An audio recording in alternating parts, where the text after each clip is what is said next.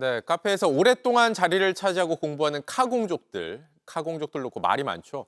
아예 개인 칸막이까지 치는 경우도 있는데 이 정도면 처벌받아야 하는 거 아니냐 이런 불만까지 나옵니다. 김혜미 기자와 바로 팩트 체크해 보겠습니다.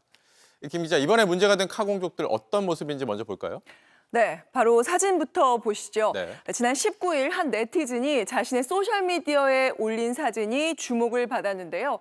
동네 한 카페에 매일같이 이렇게 자리를 칸막이까지 동원해서 맡아놓고 3시간 동안 오지 않는 사람이 있다라고 하면서 악당 이렇게 비판을 이게 했습니다. 도서관이 아니라 카페인 거죠? 그렇습니다. 칸막이 보이시죠? 그런데 사실 이런 식의 논란 과거에도 여러 차례 있었습니다. 이렇게 카페에 대형 모니터를 설치해 두거나 그리고 프린터기까지 동원을 해서 장시간 일하는 사람들이 포착되기도 했는데요.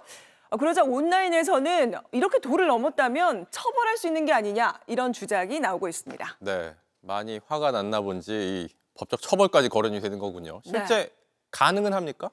네, 일단 이제 업무 방해죄로 처벌할 수 있지 않냐 이런 식의 주장이 많았는데요. 형법의 업무 방해죄는 허위 사실을 퍼뜨리거나 아니면 좀 속이거나 심리적 또는 물리적 압박이 있어야 하는데 이 자리를 차지한 행위만으로는 처벌이 좀 어렵다는 게 전문가들의 의견이었습니다.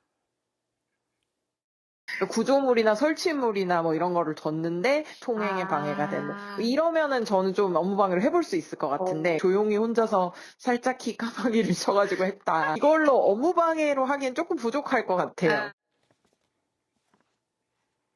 네, 이 카공족 문제가 하루 이틀이 아니잖아요. 이게 너무하다는 인식이 있으니까 이렇게 법적 처벌까지 거론이 되는 거겠죠? 네, 서경덕 성신여대 교수는 이런 민폐 카공족이 사회적 문제다. 그리고 외국인도 정말로 의아했다라고 전했는데요.